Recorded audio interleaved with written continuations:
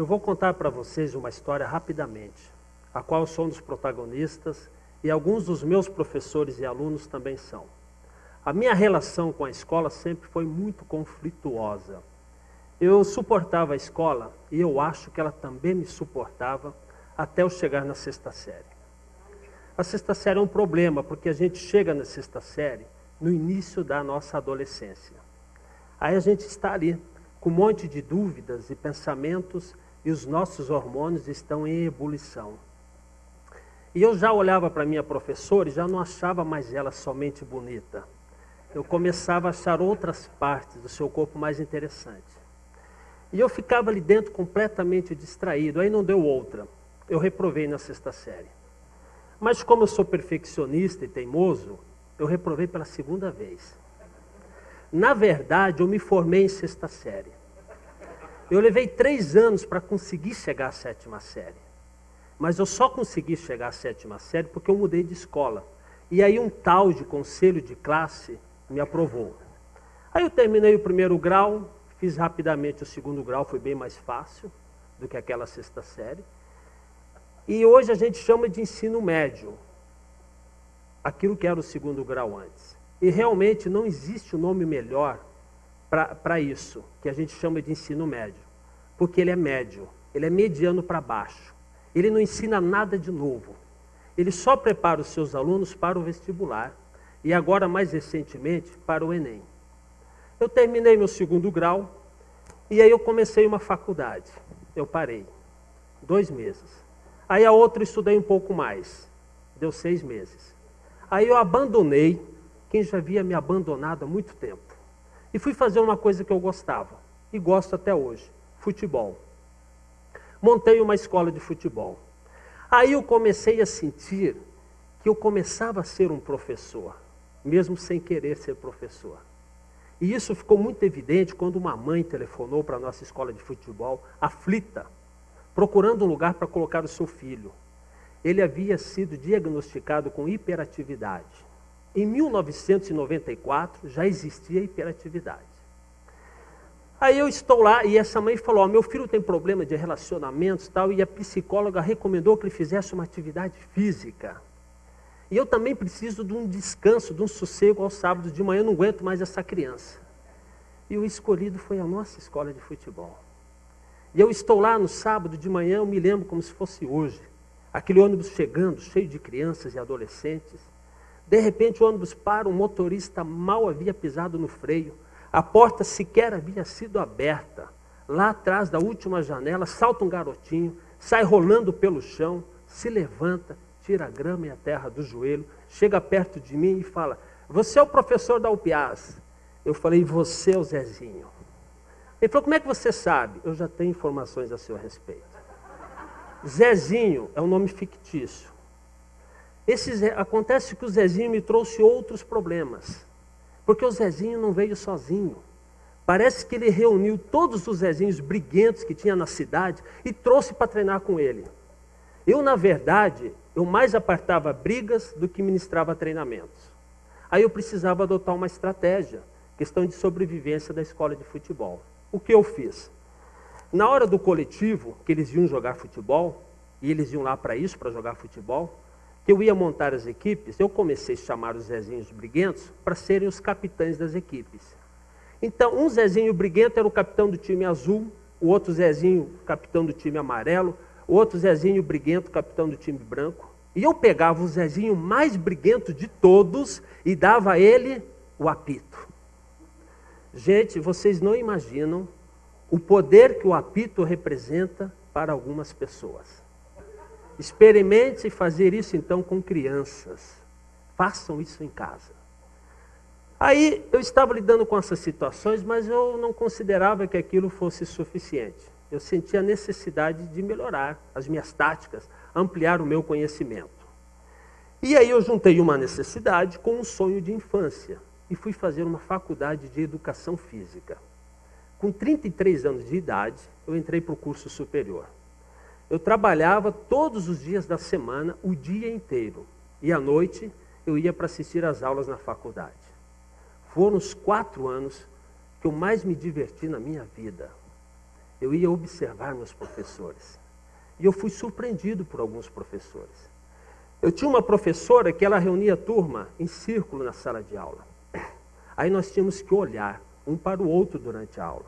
Tudo que nós falávamos, o que nós apresentávamos, era olhando para os nossos colegas. Aí eu fui entender que a escola tem uma parcela de culpa desse nosso medo de falar em público. Saiu uma pesquisa no passado no jornal inglês, The Sunday, onde ele diz que o maior medo das pessoas é o de falar em público. Maior, inclusive, que o medo da morte. Não que eu desejasse estar morto agora. Estou muito bem aqui conversando com vocês. E nós temos também esse mesmo medo de falar em público, é o medo que nós temos de falar com as pessoas as quais nós não conhecemos. Para isso, basta você se lembrar do último encontro que você teve alguém dentro de um elevador, aquele encontro solitário, aquele silêncio constrangedor, onde provavelmente um dos dois sacou o celular e fingiu que estava lendo alguma mensagem. Eu tive uma outra professora que me ensinou muito, porque ela dava as provas dela de consulta. Aí eu pensei, poxa vida, porque eu não tive uma professora dessas lá na 6ª série? Aí eu fui vendo que a consulta faz parte da nossa rotina fora da escola. O médico, ele consulta os exames, se reúne com uma equipe para fazer a cirurgia nos seus pacientes. O advogado pesquisa no Código Penal as leis para defender o seu cliente. O engenheiro usa uma calculadora para fazer os cálculos estruturais da sua obra. O músico leva a cola para o estúdio na hora de gravar as suas músicas. E o padre, gente, até o padre, ele lê a mesma missa todos os domingos. Então a escola é um ambiente completamente diferente do ambiente que a gente vive fora dela. Aí eu fui sendo impressionado por esses professores e falei, tá aí, você é um deles. Eu quero ser um professor que provoca o espanto. Mas para isso eu precisava fazer uma pós-graduação. Aí eu cursei um mestrado e depois de alguns anos, uma professora, que era coordenadora pedagógica de uma faculdade, me chamou para ser professor no curso de Educação Física. E me deram a disciplina de futebol e futsal. E eu estou lá na primeira aula prática na quadra. O que aconteceu? Uma briga. Só que agora não eram 2 Zezinhos, que bastava colocar a mão em cima da cabeça e segurá-los. Eram 2 marmanjos, os caras bem mais altos que eu. À minha direita, um policial militar, quase da minha idade. À minha esquerda, 1,85 m, pesando 82 quilos de puro músculo, um daqueles frequentadores de academia. E eu ali no meio dos dois. Aí eu tomei uma decisão corajosa. Eu acabei a aula mais cedo. No outro dia eu voltei para a faculdade e escrevi no quadro, eu acredito em vocês. Eu tinha que acreditar neles, senão não faria mais sentido eu ser professor. Só que aí eu fui surpreendido por esses alunos, porque eles passaram a acreditar em mim muito mais do que eu estava acreditando neles. E tudo que eu pedia para eles fazerem, eles faziam de forma melhorada, ampliada. Aí eu fui buscar entender por que isso acontecia. Eles eram alunos que estudavam à noite e trabalhavam durante o dia, nas mais diversas áreas. Além de policial e de frequentador de academia, tinha também motorista de ônibus, operador de telemarketing, trabalhador da construção civil. Enfim, eram pessoas que trabalhavam o dia inteiro e estavam lá à noite buscando um diploma para melhorar de vida. Esses alunos me espantaram bastante. E aí eu fui juntando essas informações e eu escrevi um livro falando das coisas que estão mudando o mundo. Aí eu falei da globalização, do consumismo, das diferenças do poder, do fanatismo. E falei também da internet, que ela está muito presente na nossa vida. A internet está presente na escola, embora a escola não esteja aceitando ainda isso. Aí eu vou trazer uma frase de Rubem Alves, professora, que ele fala assim, tudo o que a escola tenta ensinar está lá, nos livros e na internet. Cabe ao professor provocar o espanto. E é verdade, essas crianças, parece que elas já estão nascendo informatizadas, conectadas, plugadas, elas estão em rede. Parece que o lugar de onde elas vieram, já existia toda essa tecnologia que eles usam. Eles estão nos ensinando a usar isso. E é o momento de nós reconhecermos que a educação não é mais algo vertical, imposto de cima para baixo, autoritário. O conhecimento agora ele se dá em redes, ele é horizontal, ele se espalha. É aluno ensinando aluno e o professor permitindo que as crianças nos ensinem a usar esses aparelhos. Esses pequenos aparelhos, celular, iPod, tablets, ali dentro estão todas as informações que os livros didáticos das escolas colocam para os seus alunos.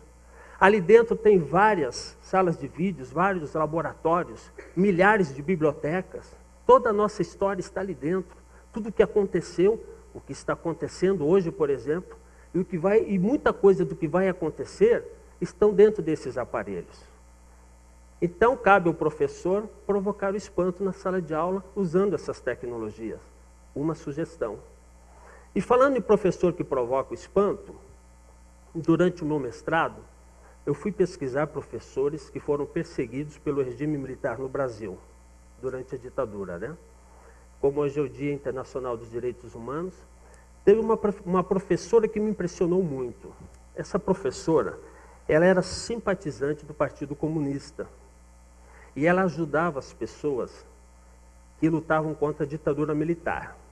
Ajudava de forma escondida, porque tem um detalhe nessa história. O marido dela era militar.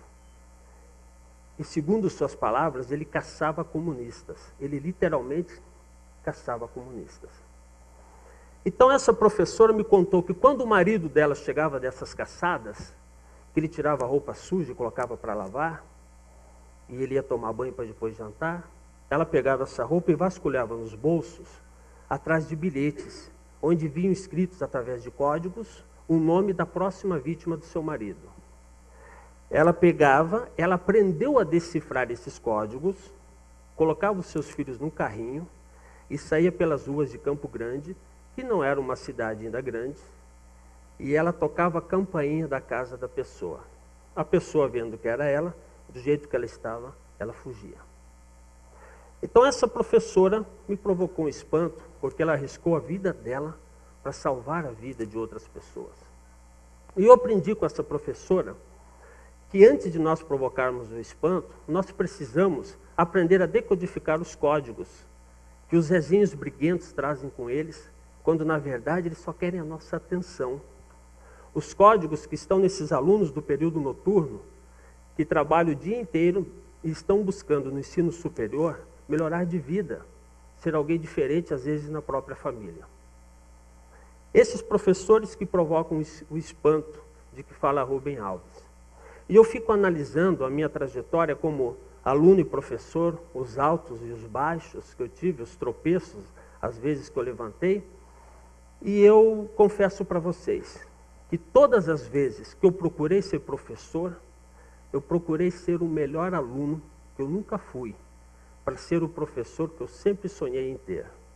E a partir de agora eu quero ser um professor que também provoca o espanto. Muito obrigado.